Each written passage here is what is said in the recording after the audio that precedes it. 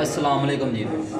Specially video वो दोस्तों वास्ते भी जेह्ड़े सोशल मीडिया ते कम्म करते पे ने, वो चाहे कोई भी प्लेटफार्म है, यूट्यूब है, स्नैक वीडियो है, टिकटॉक है, ग्रुपां दे विच पोस्ट शेयर करते पे ने या खुद वीडियो बनाते ने, सोशल मीडिया ते कम्म करते पे। उन्होंने दोस्तों वास्ते पैगाम है कि यार जेह्ड़े दोस्त इंटरव्यू लेंदे ने लोगों का, पहली गल कि तरीके लब्बैक पाकिस्तान शरीयत नूं अपना के चलदी पई। जेह्ड़े TLP दे विच शामिल ने, इंटरव्यू लैण वाले ने, चाहे जेह्ड़ा मर्जी है, उन्होंने असी इन्ना क याद दिलाना चाहते हैं कि दीन का काम करो, ठीक है, शरीयत तो बाहर हो के नहीं, शरीयत के अंदर रह के। तुसीं जांदे पे लोगों के कोल सर्वे करन कि किनू वोट देना चाहते हो, पर इंटरव्यू मर्दां दे लो भी।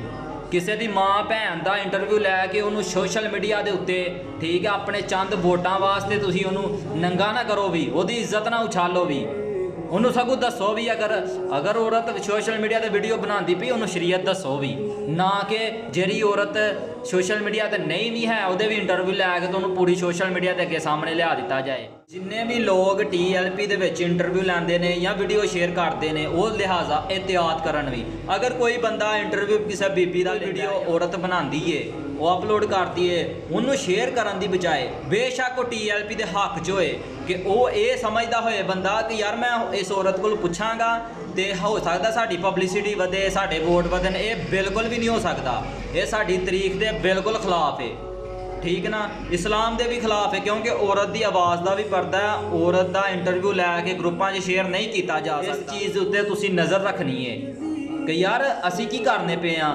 दीन का काम इंज तो नहीं होना कि असी औरतों के इंटरव्यू लैके तो औरतों को ग्रुपां दे विच शेयर करिए, गैर मुहर्रम के सामने उन्हां दी वीडियो शेयर करिए भी।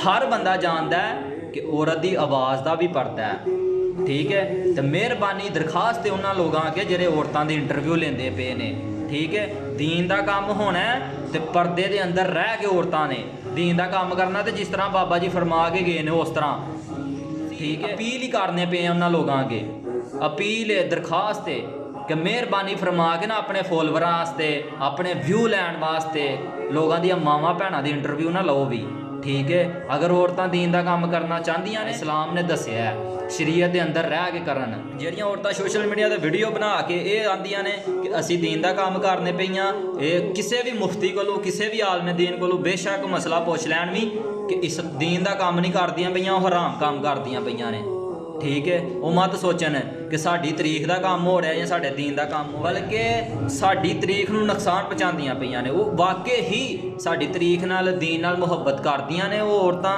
ਜਿਹੜੀਆਂ सोशल मीडिया ते वीडियो पाਉਂਦੀਆਂ शरीयत दे पहला नज़र रखे भी, वो शरीयत वाल नज़र मारे भी कि शरीयत इजाज़त देंदी है कि मेरी आवाज़ कोई गैर मर्द देखे भी, ਇਹਦਾ भी ख्याल करे। असीं दरखास्त करना चाहते हैं, मेहरबानी फरमा के ਜਿਹੜੇ इंटरव्यू करते हैं लोगों के, सर्वे करते हैं, वो औरतों के ना इंटरव्यू करन, ठीक है। तो ਜਿਹੜੇ तरीकी भरा औरतों दी वीडियो ग्रुपां च शेयर करते हैं कि समझ के असीं दीन का काम करने पे, वो दीन का काम नहीं हो रहा, बल्कि साड़ी तरीक बदनाम हो रही है।